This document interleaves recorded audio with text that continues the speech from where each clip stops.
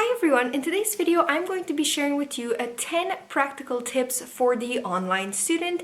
And so if you're kind of interested in distance learning or if you're already pursuing an online program, I am hoping to cover all of your questions, doubts in this video. However, before we get into that, I just want to mention that I found a bunch of really cool articles on all of these 10 points. And so if you want to know more or go in depth into any of these, you can just click in the description box down below. They're all from a site called distancelearningportals.com, and they are the basis of my advice for you today, as well, of course, as my own personal experience. So with that out of the way, let's get right into this. Number one, is distance learning for you?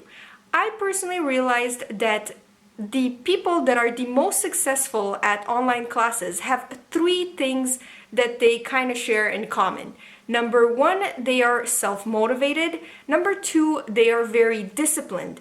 And number three is they are studying something that they want to study and something that they like to study. To give you an example, if you want to take an online class, let's say for cognition or perception, something that is quite difficult and you're not particularly interested in, just because you're too lazy to go to class because the class is at 7:30 in the morning, you're like, meh, I'll just take the online class version to just, sleep in a little bit. Chances are you won't feel that motivated to keep up with the lectures and with the homework because you don't have that extra push from a physical, living, breathing entity to push you to do a heavy course. So number two, the legit talk.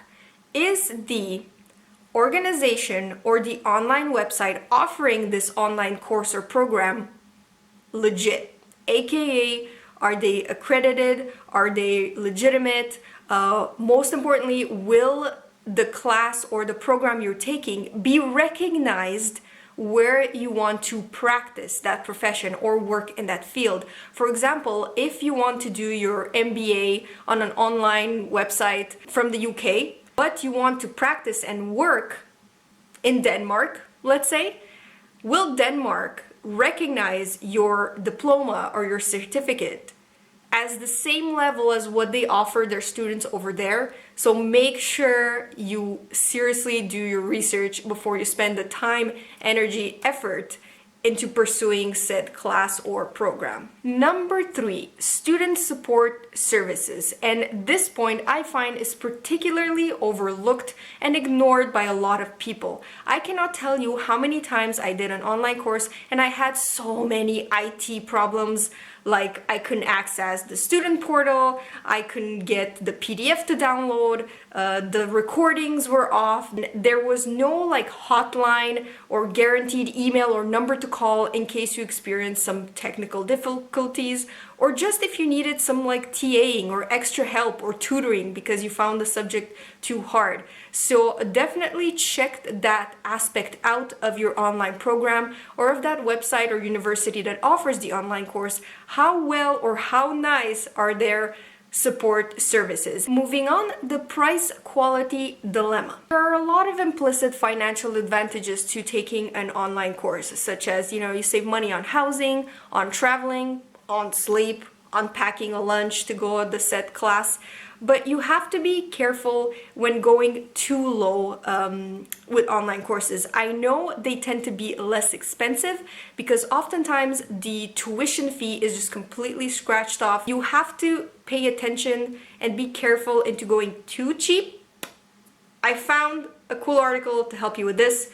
It's called, I think, 5 Ways to Tell if an Online Degree is High Quality. So it's kind of like a checklist, and make sure you check that out before you pick a course that might be too cheapy, looks kind of good, but maybe it's not accredited, maybe it's not recognized, and maybe it's not the quality education and information you want to take out of it. Number 5, the digital learning environment. This has a significant impact on how well you will like the course and how well you will do in a classroom. For example, I've taken online classes where you can actually see the professor in front of the screen. So you see the professor, you kind of have that class vibe. However, there's a lot of online courses where For example, there's no voiceover. It's just a bunch of PowerPoint slides, a bunch of PDF articles, and a book that you have to read, which for someone that is very visual is not my thing. I prefer to either hear a voice explaining the slides or just have a presence, you know, like seeing a teacher and whatnot. So judge your learning style, learning preferences before you pick a class. Number 6, EText Books. I've read a number of articles stating that there has been a significant observable difference in students that learn via tangible textbook versus students that use electronic devices or read off a computer, etc., and how both of those perform on an exam. If you don't believe me, you can do the research yourself, but basically paper kind of rules electronics. My personal tip, if you can, is turn the e-textbooks into something tangible. That way, when you have to study for your exam, you don't have to open your computer, aka more distractions, because the internet is right there. You just have the paper notes with you. You can just sit on a couch or at your desk and just read that. A complex one is balancing work and studies.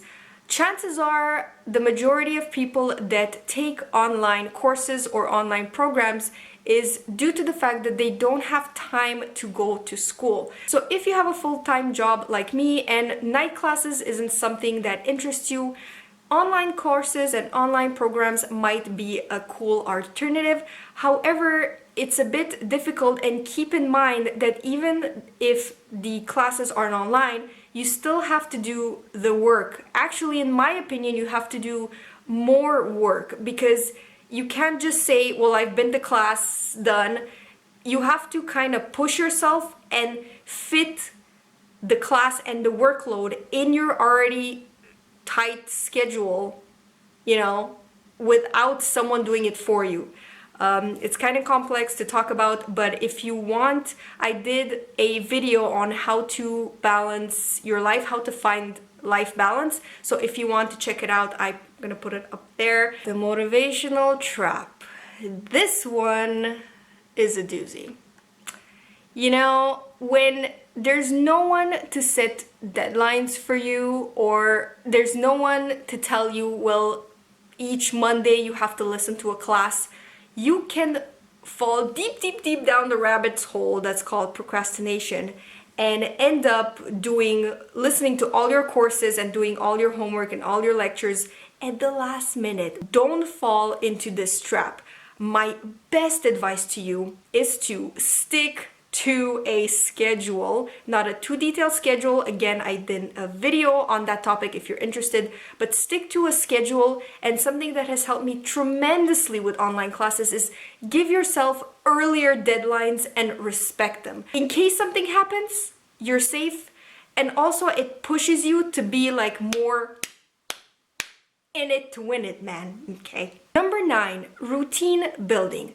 Again, another danger of online courses or online programs is that you don't have a routine set up for you. So you don't have to go, like I said, every Monday to class, sit in a specific designated place and do that work. You have to create habits and routines by yourself. A tip that I highly encourage you, something that has helped me, is dedicate a place in your house where you can associate it with that class or that program that you're doing. Number 10, Workspace. This is kind of linked with my previous point, but again, it's all about creating an environment of study, which you will not have when you take online courses or engage in distance learning. You can just fabricate a classroom, close the door, and allocate a certain amount of time in a work space, a work environment, to get you into the mood and to act kind of like a study trigger. So with that being said, thank you so much for watching. Please don't forget to give this video a